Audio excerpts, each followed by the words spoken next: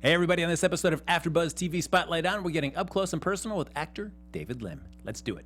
You're tuning into the destination for TV superfan discussion, AFTERBUZZ TV. And now, let the buzz begin. All right, there you go.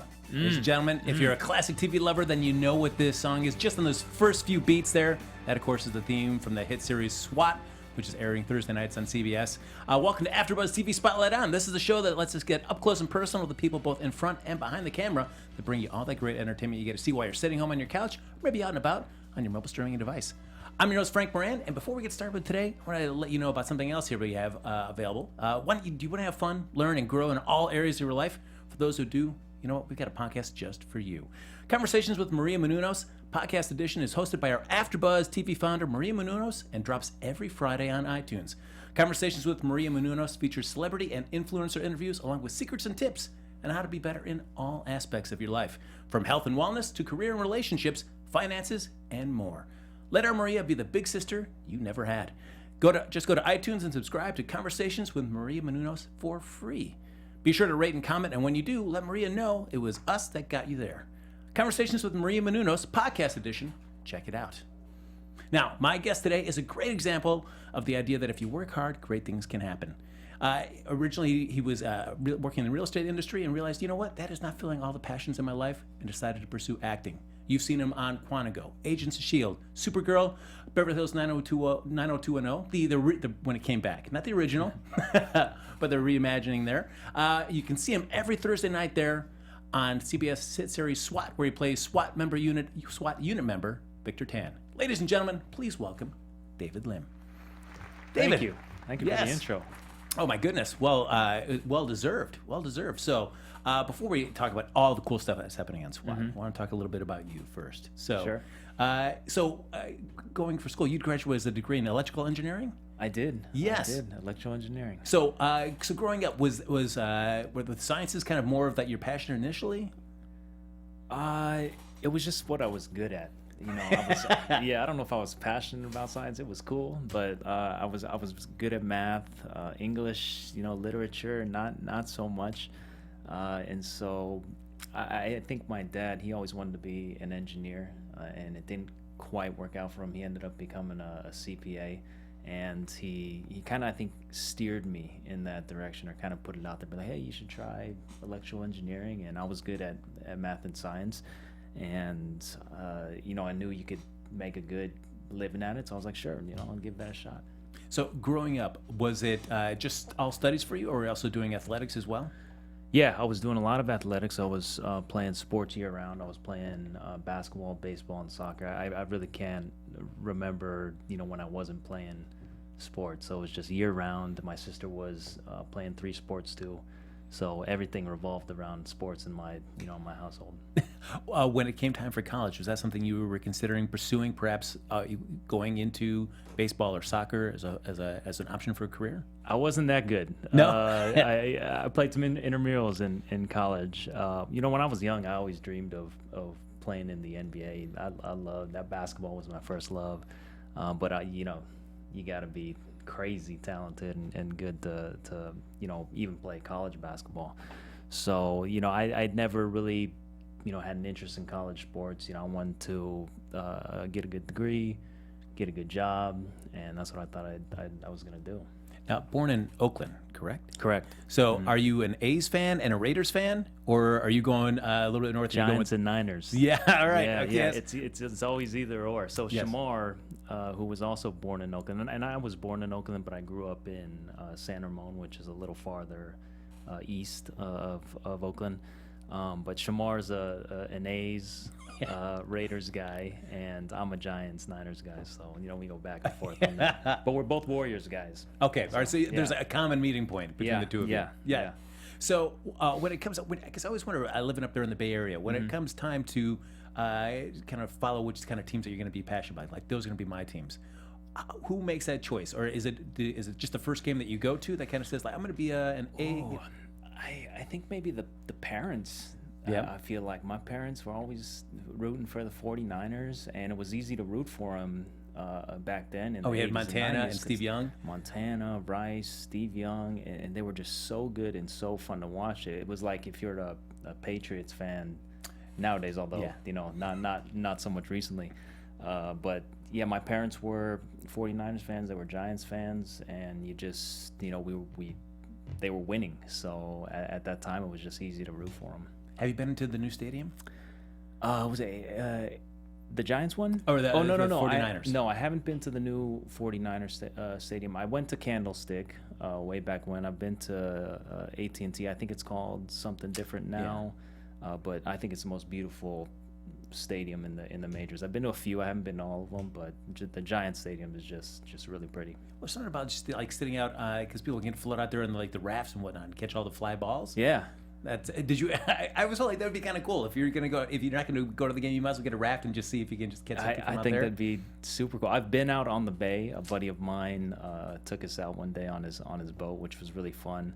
But I would mostly watch Giants games on TV, and we were watching Barry Bonds when he was doing his thing, and it was just must see TV. It was like every time he got up to the plate, he was either gonna walk or he was going to hit a home run, and it was really cool seeing in McCovey Cove everybody out on their little floaty boats or real boats, whatever it was, just snorkeling out there trying to catch those balls. So of course, the Niners. If I had to choose between football and baseball, football is more of my bigger passion. So of course, the 49ers. Who's your team? Well, I grew up in Illinois, so it's the Bears. Yeah. Sean Ryan's a big Bears guy. He's our executive producer, creator of the Shield. Yeah. Does he hang his head in shame like most of us do? I think a little bit here and there, but he's proud. He's always rocking his gear. Nice. Every time I see him, he's in Bears gear. So you got to give it to him, because when my 49ers started losing, I wasn't even watching the games. Yeah. I couldn't even wear my stuff anymore. I was like, God, I'm so sick of these guys. Like I can't even support them right now. So good for Sean. I mean, they had a great few years, a couple years back, really going hot. Now it's been kind of, but now they're making a comeback. They've locked down the QB finally. Garoppolo, yes. Right, and things are looking really promising. So it might be exciting to watch them again. So you studied down in San Diego. Yes. So when you were down there, did you embrace the Padres at all? No. I the only Padres games I went to were when they played the Giants. Yes. And I remember going there, and every time I went to those games, there were more Giants fans than Padres fans. And I was always like, what kind of city is this? They aren't even supporting their own team. But no Padres, no Chargers. Although I did live down there for 8-9 years. I went down to see a game at Qualcomm down there to go see the Chargers when the Broncos, when Manning was still playing for them. Okay. And, man, it was a train wreck of a stadium to get in and out of. So I was like, I can see why they'd want to leave and come up north here to LA to set up camp here. Right.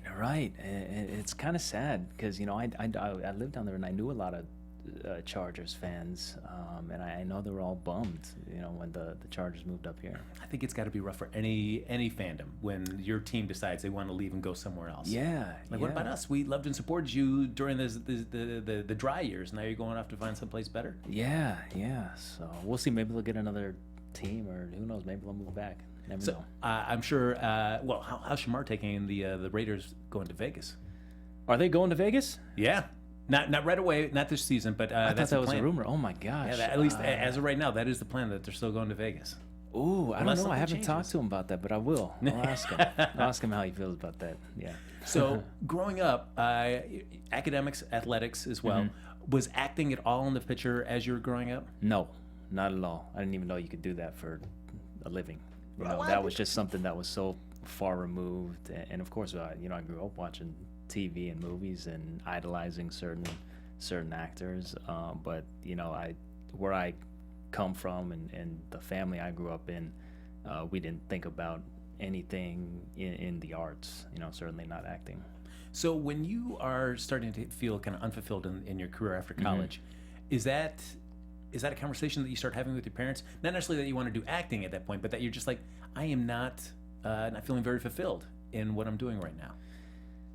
Yeah, I don't remember having that conversation with my parents, but I do remember having that conversation with myself. You know, I'm very close with my family, and I think it wasn't until later, until I had already kind of decided that I wanted to pursue acting, that I broke it to them. You know, eventually they're gonna find out sooner or later that that you left your job and you moved up to LA. But you know, it was just something that you know, I you know, think about myself, and maybe I talked to a couple friends and let them know what I was thinking about doing. They probably thought I was crazy. Yeah. So. Well, I mean, certainly, and not using this as an opportunity to talk trash about your former career, but what was it, or just in general about that career that just, while you were successful, it just wasn't leaving you kind of fulfilled?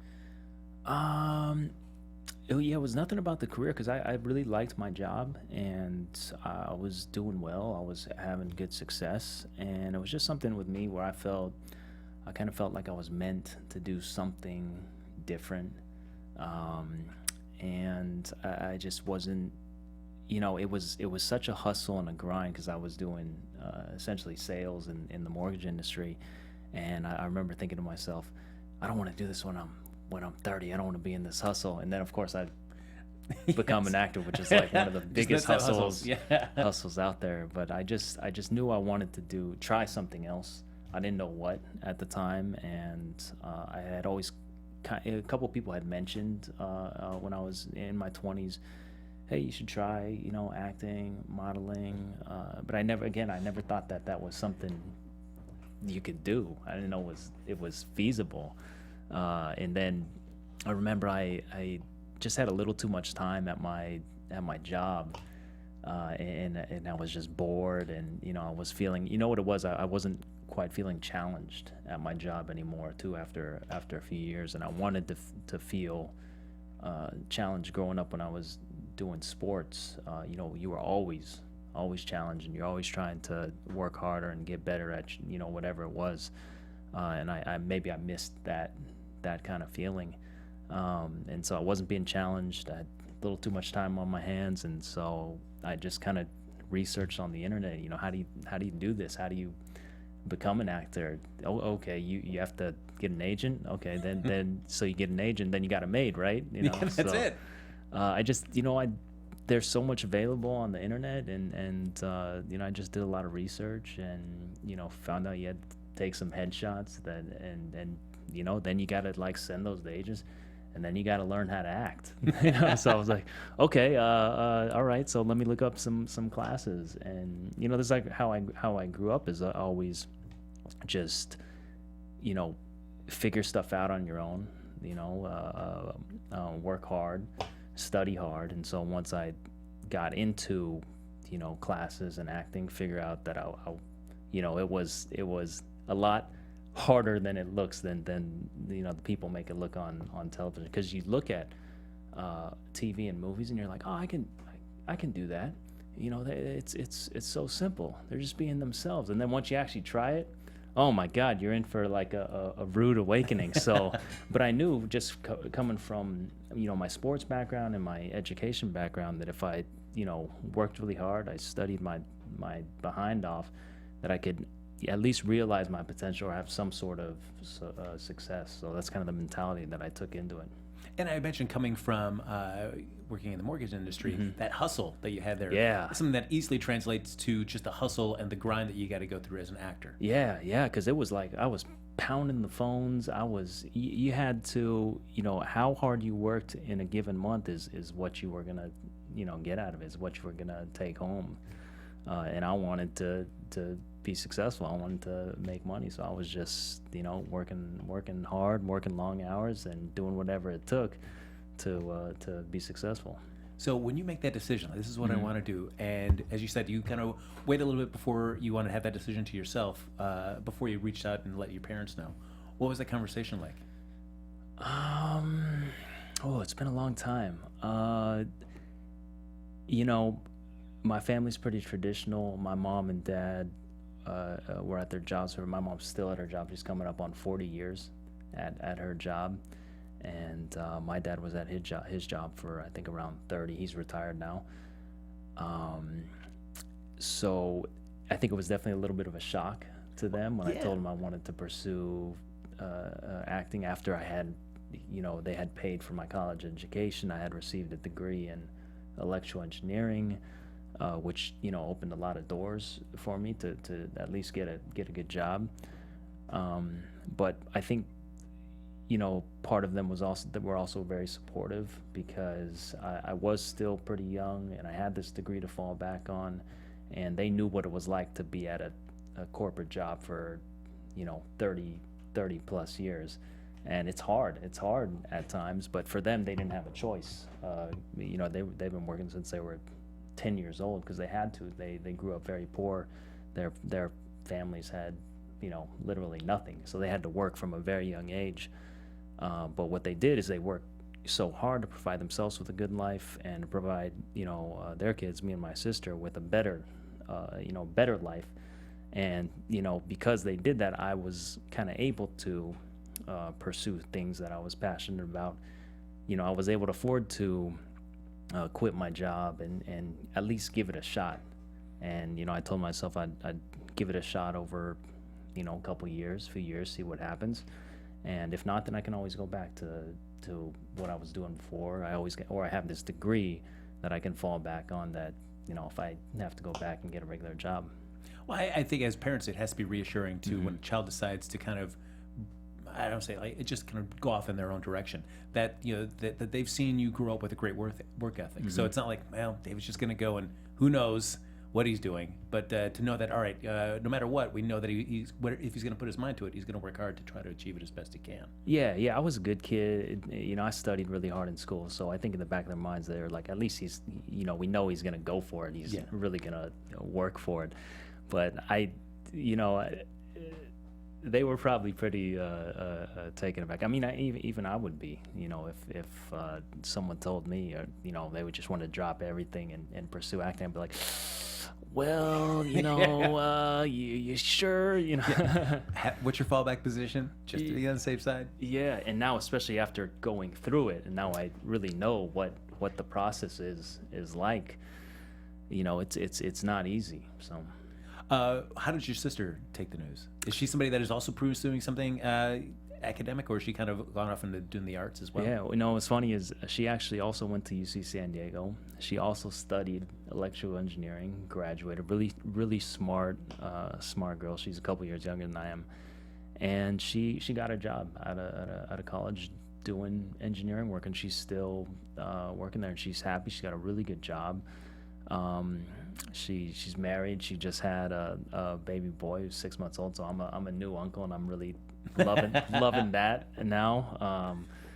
But I think she was happy for me, because she's always kind of looked up to me, and I think even now she's really happy that I'm doing something that makes me happy, and I think she's also inspired by it. So she's always been pretty supportive. She has to, because she's the younger sister. So it's right. like, you have no choice. You got to support your big brother. Yeah. Whenever we're growing up, she was she always had to do what I said, right? Support me. That's right. Yeah. So as you mentioned just a little bit ago, that it's like, boy, knowing now everything that you have to go through as an actor to be able to achieve some success. Mm-hmm. What was one of the biggest things that you were even surprised about, even with your work ethic? You're like, whoa, as much as I read about and I studied and I looked into, I wasn't aware of this. Yeah, I think just the amount of time that it can take to, let's say, just get on a show and everything involved, and a lot of luck is involved. You have to, no doubt, work your ass off and study hard and prepare for the luck, prepare for the opportunities. But I think just the amount of, I moved to LA in 2009 and was able to get an agent, and I thought I had it made. I was like, oh yeah, this time next year I'll be on a show, I'll be successful. But no, it's not. That was a surprise, and you learn very quickly. It's a tough town, there's so many talented actors, singers, dancers, and I started when I was 25. That's when I started. These, a lot of the people even I work with, they've been acting since they were kids. So just the level of competition, I think, was a surprise. And again, I come from sports background, but this competition is like, it's like, you know, no thing you show up at an audition, there's 30 other guys who are all handsome and all really, really talented. And, you know, a lot have been acting since you were, you know, a little kid. So, I guess it must be a little different in terms of with sports, especially if you're doing a team sport, that is as competitive as can be, that you have a team that you're working with. So you're going to have a group of people that can support you as well. So it's not like you're feeling you're competing against everybody. You've got a team backing you up. But as acting, it's you in that room, as you say, with 30 other people without any of that kind of support. Yeah. Kind of, it must be a kind of different change in perspective in terms of the competition. Yeah, definitely. You have your team to lean on. Here, you got yourself to lean on, really, and you do have a team of agents in your support system. I have a lot of friends who are actors who are all, you know, really positive and supportive. But it can be really, you know, you take a lot of rejection. And I was modeling for 6-7 years while I was pursuing acting, and I experienced a lot of that then. But you know, doing and I always think this helped me out is when I was working for Countrywide as in real estate. I was picking up the phone every day, pounding the phones and getting rejected all the time. So it kind of prepared me for this industry, because it's tough to go out there and put everything on the line and you know, be told no many times. So very, very quickly you develop, you know, thick skin, and you have to. And I feel like it's that you just have to learn to be able to leave, be happy with what you did in the room, because there's so many other factors that go into whether you're going to get cast for a part that have so little to do with what you did in the room. And it takes time to realize that and to understand that it's not, you know, it's nothing personal, and that there are 50 other factors that go into whether you get that part or not. I remember when I was auditioning for SWAT, I didn't quite think I was this character. I wasn't the character that I was auditioning for, but I was gonna go in there with the material I had and just show them what I could do, given, you know, my skill set and abilities, and just leave it all in there and, you know, let them make a decision. And so that's what I did. I just wanted to go in there not focused on the fact that I wasn't this guy, just, you know, show them what you can do. And then when as the series was getting closer, Justin Lin says, "Yeah, I think we need somebody else to round out the team." Yeah. And remembering how well you did inside the room, they're really blown away by what you did. They create this part tailor-made for you. Yeah, and so there's the luck that I'm talking about. There's you know, some luck involved. You know, there wasn't a role for me when I was. My manager called me a couple hours after I auditioned for Sean Ryan and Justin Lin and Aaron Thomas, which was, if you're standing 5 feet away from Justin Lin and Sean Ryan, who are, you know, in their own regards, legends in their respective, you know, directing and show running and writing, that can be intimidating. And so, but yeah, it's I just, you know, did my best, and, you know, kind of got lucky, and they created a little extra role on the team for me. Liked what I did, and a few episodes in, they promoted me to a series regular.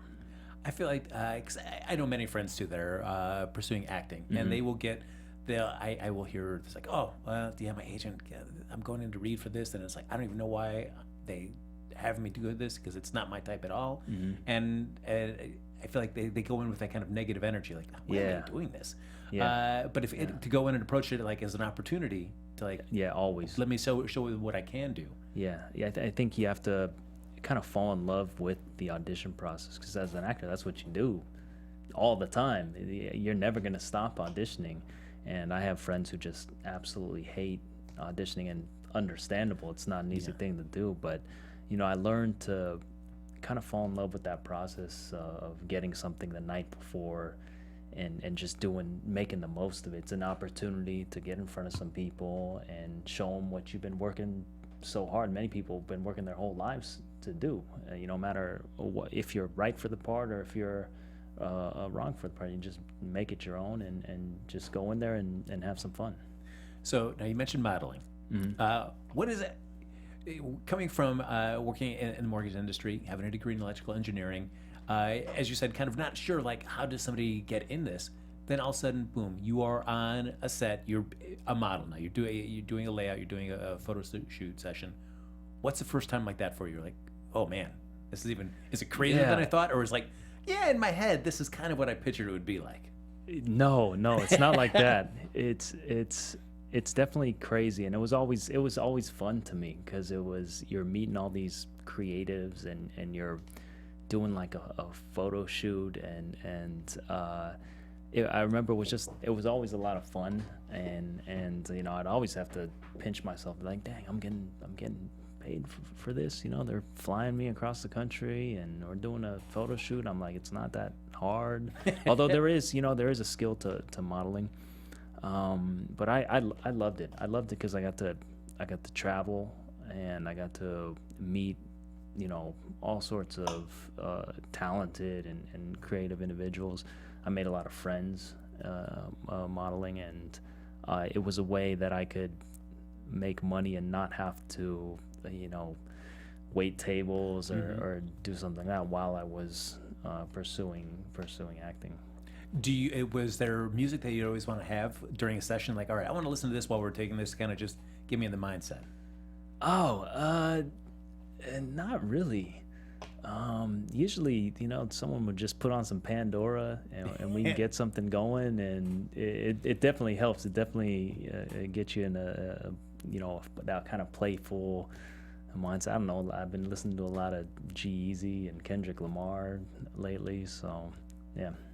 I would imagine, both in a physical role like SWAT, but also as a model, somebody who already loves athletics and doing athletic endeavors, whether it be hiking or anything else that you're doing, that in a sense, it's like, hey, this is a great gig because I get to do what I love, I get to be athletic, but I'm also getting paid to work out, get in shape, enjoy life.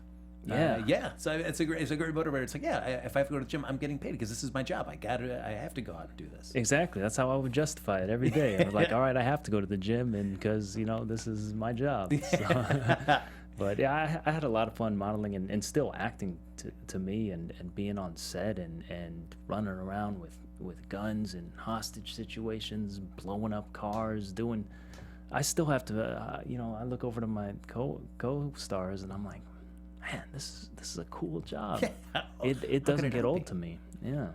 So you did a couple, because as you imagine, looking at my shirt, I'm more partial to superheroes, action, adventure stuff. Yeah. So Agents of S.W.A.T, Supergirl, you worked on both those series. Yeah. I had the opportunity to do one like it's just as a background extra for Agents of S.W.A.T for it. But that's awesome. That was how did you enjoy? You were a waiter. Yeah, I had such a small part. Yeah. But again, I was an actor coming up, just trying to get parts on television shows, and it was cool. I got to spend a couple days on a set, eat the catering, which I remember Agents of S.W.A.T had amazing catering. I still remember that. Yeah, there you go. And for me, someone who was coming from a real estate job and getting to say a couple lines on a cool show, that was awesome for me. What's it like with the first time you can tell your parents or your sister, it's like, hey, turn on the TV at this time, I'm going to be on this? Yeah, that's always cool. It's almost like a little validation. Then they can see, oh, he's actually having a little success. I remember the first time I ever was on TV was a commercial for Gillette, and they aired it during the NBA Finals. And so I was out in New York at the time, and I was having dinner, and all of a sudden I got all these phone calls and texts like, hey, we just saw you on TV, you're in this commercial, blah, blah. And that was really cool for me because that was the very first time, and someone who grows up in the Bay Area, never thinking about acting, or I was so far removed from entertainment growing up, and so it was a cool experience, and it's still cool to me. I love tuning in to SWAT every Thursday. One, because I don't know, I like to see how the episodes turn out. I'm there every day, we're filming, but you never know with all the music and the effects and the editing, how it's going to turn out. And you know, it never gets old watching even my show and, you know, seeing my name in the opening credits. That would never get. it never gets old. Yeah. If it ever got old to me, that's like what am I doing with myself? You would hate to reach that point in your life where that's my name, whatever. Yeah. You know, and that's the kind of the attitude I try to maintain. So you, I have just a quick question. So you did a Gillette commercial. Yeah. Were you what the person kind of demonstrating how a razor works? You know, it was a surprise thing. So when I found out I got this thing, I didn't know it was a Gillette commercial. They said, "Hey, come in here. You're gonna test out some products. Just go take a shower, use the product. Then you're gonna go over here, shave, and then we're gonna ask you a couple questions about the product." So I had no idea this was the premise of their commercial. So I go in. And when it's my turn, there was a few guys in the waiting room. I go in and I go take a shower. I use the shampoo, and if I got this straight Asian hair, so it was nicely gelled when I showed up. But when I take a shower and the shampoo gets in here, you dry it out. I'm like, I definitely wasn't camera ready. So then I'm in just a towel, and I go into the locker room, and they say, stand in this middle sink and do your shaving. So I'm shaving, in my towel, hair poofed out, and this whole camera crew just busts in the door and starts, sprinting at me and yelling at me, "How's your shave?" Blah, blah, blah. "What's it like?" I'm like, I was so shocked and taken aback, and surprised that I don't remember what I said. And that was the commercial. They were taking little snippets of, and not all the guys made it in, but I happened to make it in with a couple lines. I think my line was like, "You can feel it pulling the stubble," referring to this old razor. And that's made it in the commercial. But you see me, and I'm like, hair poofed out, in my towel, like, But that was fun. Yeah, that was cool. Now, before we dive into SWAT, I also know that you have a film coming out too, the Fifth Passenger. Yeah. Yes. So, and it's with a lot of Star Trek alum. So you got Marina Sirtis, Doug Jones. Yeah. He's on Star Trek Discovery right now. And I think he's probably at the Oscars right now. Doug Jones. For Shape of Water. For Shape of Water. Yeah. Tim Russ great as for well. Him. Yeah, Tim Russ. Yeah. So tell me a little bit about the film there and your work on that. Yeah, it's this indie sci-fi. Scott Baker directed, and he also wrote it with an actress, writer, Morgan Lariah. And we filmed it about 2 or 3 years ago, but a really fun experience. And again, this is one of my first films. By now I had done a couple TV little guest spots, but this was my first real film as part of the doing a main role. And I had a blast. It was a really cool script, some aliens involved, and I was working with all these, old Star Trek guys. Yeah. And I remember I would just, ask them questions, and I would just watch them work. And I'm still, I was still pretty new to the industry, but that experience was a lot of fun. They had a premiere, and I wasn't able to make it, but I think they're planning to do a theatrical release soon. So, Fifth Passenger, that's what it's called. Also, Armin Shimmerman. Yes. He was a great guy. And these guys got so many, they just have so many stories, and because they've been around for so long. And I remember just the experience being, it was a lot of fun working on them. For all the various productions that you've been working on, I imagine the best part is somebody that newer to the industry. Mm-hmm. But coming in to be able to talk to these actors and kind of learn a little bit from them, whether it be the actors or the directors or the producers, how much of fun has it been you to be able to kind of reach out and kind of start picking their brains? Oh, it's priceless. And I feel the same way about SWAT because I'm working with, Shemar he's been on CBS for I think 20 years, and Kenny Johnson, who's done so many 7/8 series, and I could go down the list of all my co-stars. I kind of admire and look up to them so much, and they also happen to be really great people.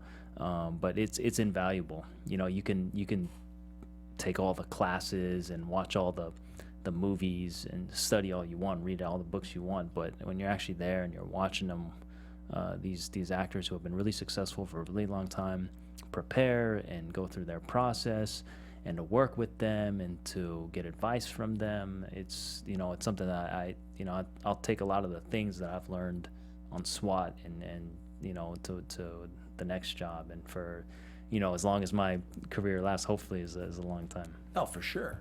Now, certainly SWAT, an original series. Then it was a film. Colin Farrell, Samuel Jackson, LL Cool J.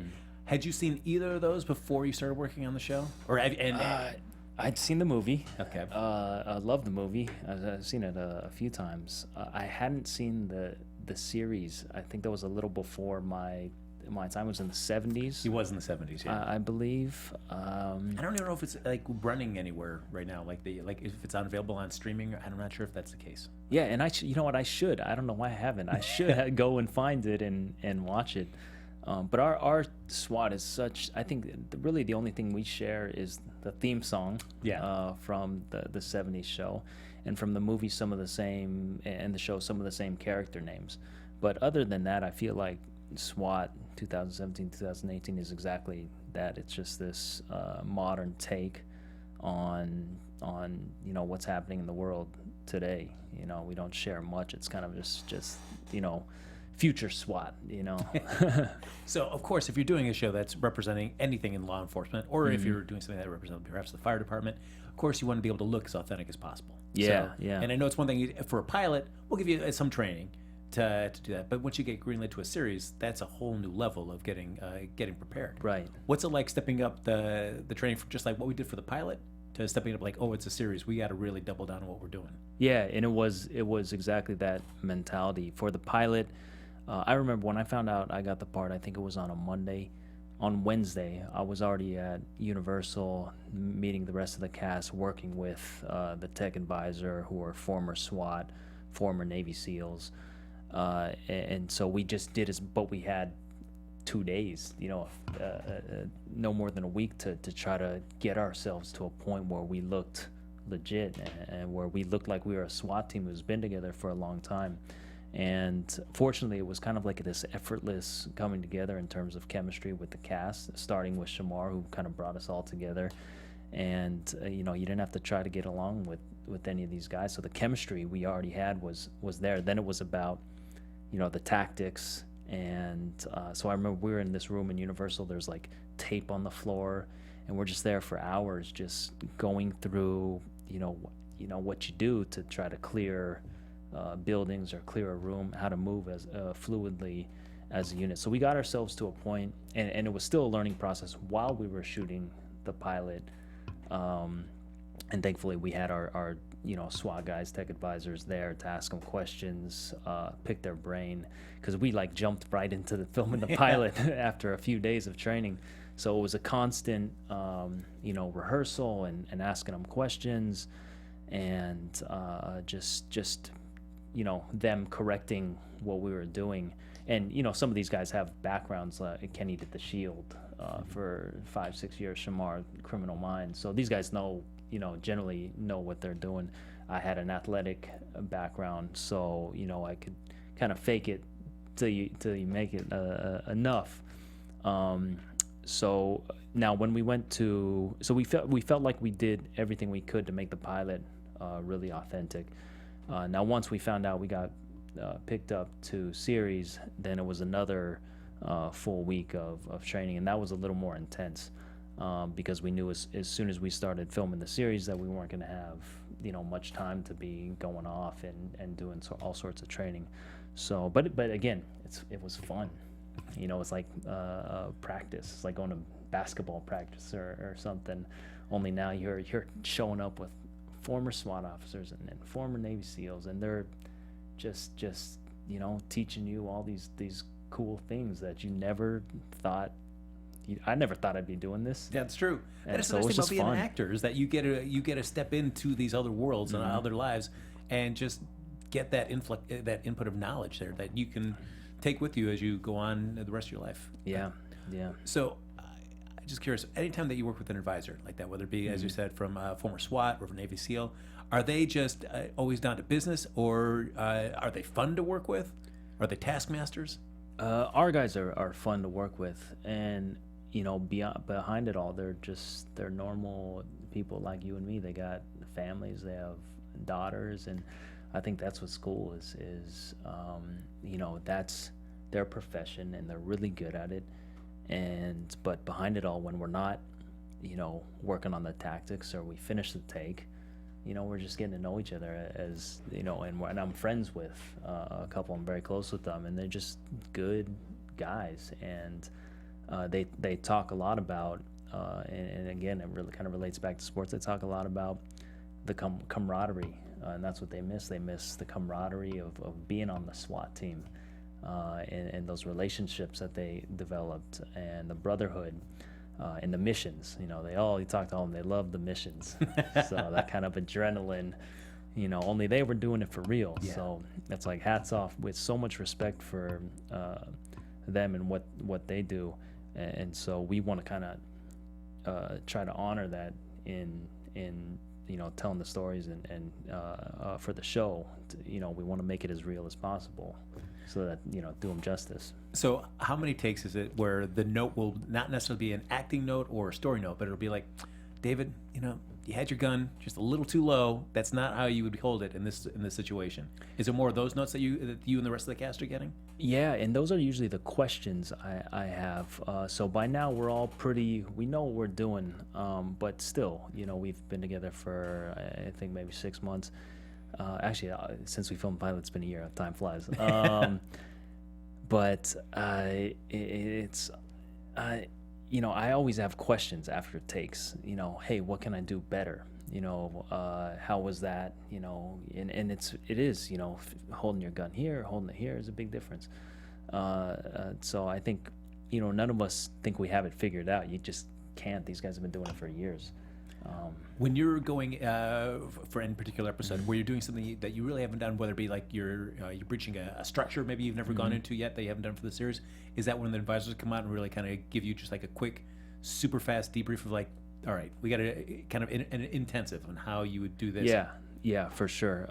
So and it's usually on the day, because we don't see the sets, or we don't see the building till the day that we're there. They've already kind of scouted it out and scoped out what they're gonna do, but we're not learning it until we're there on the day. So it's kind of like we got to learn a lot in a little amount of time. So once we get there, it's all down to business. All right, you're clearing out here, Shemar, you're taking here, Jay, you're gonna be here, and we're able to pick it up pretty quickly. But again, we want to be as real and true to how these guys really do it, and that's why we have these our tech advisors there, and it's a godsend to have them there and to be able to ask them questions. And then also when we're not working on something, just that kind of pick their brains too, and they have all kinds of stories too. Well, I have to imagine, as you're saying, in a unit like that, for the real people, whether it be the SEALs or the SWAT team, the longer they do it, the more of a tight-knit, cohesive unit they become. But the same thing for you and the rest of the cast, the more you do these kind of simulated reenactments of sorts, or these breaches, that it must get easier to, in some sense, to do it, because you're becoming more of a cohesive unit yourself as well. Yeah, and it helps because we came together quickly, and we all became close very quickly on the pilot, and then when we went to series, and so we're all sharing these kind of milestones in this show together. So it's kind of bringing us all a little closer, and all of us, from the cast, the writers, the producers, we all want to make a great show that people talk about, that is dealing with relevant topics, where it's a very authentic and very real and raw and gritty, and part of that is coming together and showing that camaraderie and the brotherhood, and I think you see it as we're getting farther down in the season, to more episodes, kind of that cohesiveness and teamwork, and that's a lot of what SWAT is about, and I think people can relate to that, because who doesn't want to be part of a great team, or feel that kind of camaraderie. Well, I just watched the episode from this past week, where, and even something I didn't realize is the Patriot card, where I didn't realize that was like the a promise real card. Promise card. Excuse me. That was just that was a real thing. That now, promise guards are not a real thing. I think that's a made up name, but I think that kind of group it's kind of based on is a real thing. They're just not called the promise guards. But and I'm curious to hear what your thoughts were on that episode as a viewer. But I loved that we tackled this kind of issue that's doesn't get more relevant than immigration, right? No, and the idea from of different sides, from the promise guard side, from the immigration side, from the police side. So you saw it from different. And I know when I was watching it just made me think. I was like, I'm seeing all these different points of view on this subject that's very topical. And even just within the SWAT unit itself, because Kenny's, and it's not really dwelt on, but he, when the question is asked, he just kind of gives his opinion, what he feels about LA being a sanctuary city. But it's just that even while he may not agree with everything, he's still going to fulfill his role as a SWAT officer and do the best that he can for the city. But even it's interesting to say, like, all right, I may not agree with this, but I'm going to do my best to protect everybody that I can. Right, because that's the number one, job as a SWAT, protect the community, protect the people. So now this is not, of course, the first time you've met Shemar. You met him on Criminal Minds. You did an episode of that. Yeah. So and I understand that you said, like, oh, he remembered me. It's like that's gonna be a great compliment to yourself. That there's like, all right, I was so good on the first time, I burned my way into Shemar Moore's brain. He remembered me when it was brought up to. No, I like to think that he did remember me, and what's funny is, I came on to Criminal Minds and I did one episode, but it was one day of filming, just a few hours, and my scene was with Shemar and Aisha Tyler.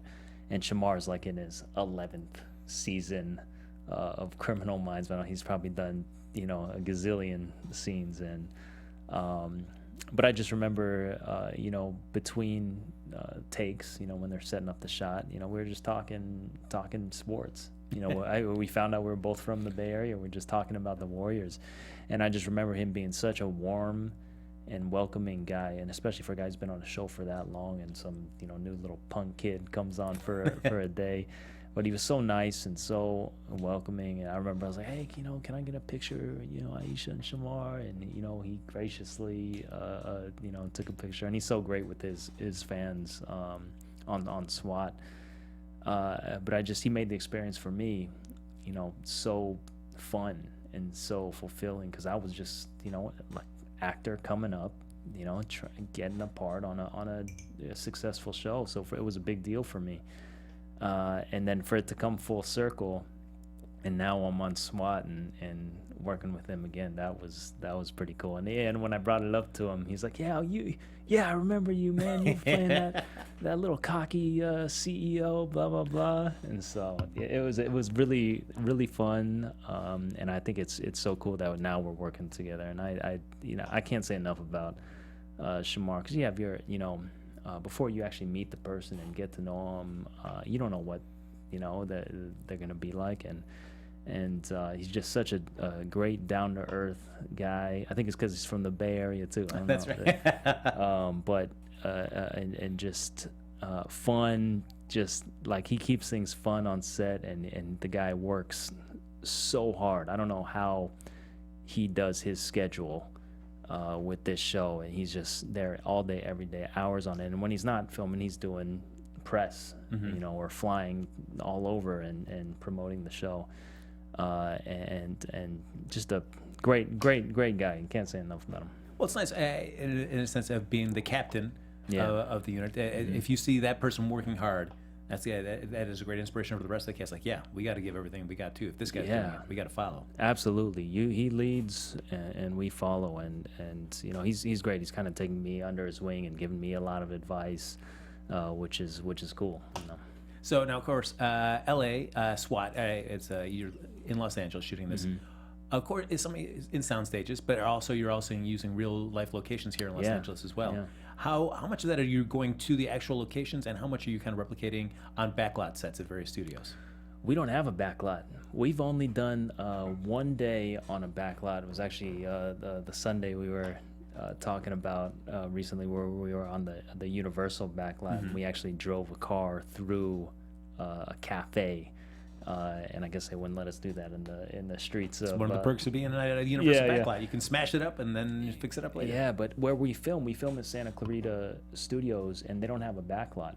So we're there for maybe 3-4 days of an 8-day episode, and other than that, we're all around LA, which is great because it's like we get to showcase Los Angeles. That's another character in the show.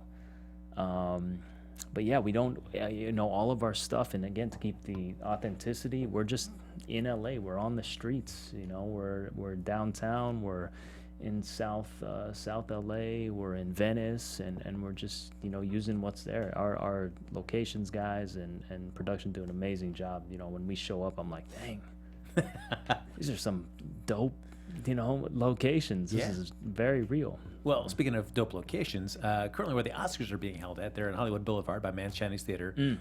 You learned that shooting on Hollywood Boulevard, that's something you can only do really on the weekends. Yeah, I don't know what. Yeah, that's when we were filming on a Sunday, and we shut down like 5 streets in Hollywood to do this whole chase sequence. It's actually, I think it's coming up in a couple weeks on an episode, and it's gonna be epic. We're in a car, we're chasing another car, and just all over Hollywood. It ends up driving through some building, and so this is the type of stuff I really don't. I don't watch all the network TV shows, but when we're filming, doing these stunts, I'm like, there's nobody doing action like we're doing. There's nobody on network television doing action like SWAT's doing. What's it like, though? You come there on a Sunday, you've got 5 blocks of Hollywood Boulevard to be running around in your car. What's it like shooting, just having that all closed off for you guys to be able to play in? Hey, again, I got to pinch myself. It's really, really cool. I'm like, I'm on this show, but it's just fun. And then once the cameras start rolling, it's work. But when the cameras aren't rolling, it's you can sit back and just enjoy the fact that we're able to work here at home, and not have to leave our families, wives, girlfriends, and be on a fun, entertaining, really cool show where we get to do stuff like this. So. For those big action sequences where you're driving around, like so for this 5 block radius there, how much of it is stunt drivers? How much do they let you guys get behind the wheel and actually do some of the driving? All the driving is anytime we're peeling out. That's all stunt drivers. Now I will say, the cast, we do most of our own stunts. I try to do all my own stunts. The only ones I won't do are the ones they won't let me, for liability, or Dave, you might die, so you can't do this one. We're gonna leave it to the pros. But the driving is all of our stunt drivers. But the other stunts, we're getting in there, and we're gonna try to do it, the best we can ourselves, because we want to bring that realism. We don't want the audience to be like, oh, that's a stunt double. And so the other day I was doing a chase sequence on foot, and I had a stunt double there, and he was doing some of the stuff, but I was there right the next take doing it myself. So. Oh man! Well, the hand-to-hand stuff is always cool to see. You guys get hand-to-hand with somebody that you're trying to abduct, or not abduct, but subdue. Man, it's really nice work that you guys do. Cool. Yes. Yeah, I appreciate it. And we got great coordinators. We got great stunt coordinators, great fight coordinators, and then like I said, we want to get in there and we want to make this show great. So we're in there and we're rehearsing, and we're gonna do as many takes as we have to do to where we feel like we got it, that we got that authenticity. Well, it's paying off because it is a fun show to watch. Cool. And David, appreciate you coming in to chat with us about it. Now, if people want to keep up to date with you, what you're doing, whether it be SWAT or The Fifth Passenger, when it's coming out later on for release, where's the best place for them to follow you online? Online, you can follow me at David Bradley Lim. I think that's my handle for everything. Instagram, Twitter, Facebook. One-stop shop. Yeah, one-stop shop. Ladies and gentlemen, thanks for joining us here for this episode of AfterBuzz TV Spotlight On. I've been your host, Frank Moran. Follow me on Twitter and Instagram at HappyGoJackie. We'll catch you back here next time with another new episode right here on AfterBuzz TV. From executive producers Maria Menounos, Kevin Undergaro, Phil Svitek, and the entire AfterBuzz TV staff, we would like to thank you for listening to the AfterBuzz TV network. To watch or listen to other after shows and post comments or questions, be sure to visit AfterBuzzTV.com. I'm Sir Richard Wentworth, and this has been a presentation of AfterBuzz TV. The views expressed herein are those of the hosts only and do not necessarily reflect the views of AfterBuzz TV or its owners or principals.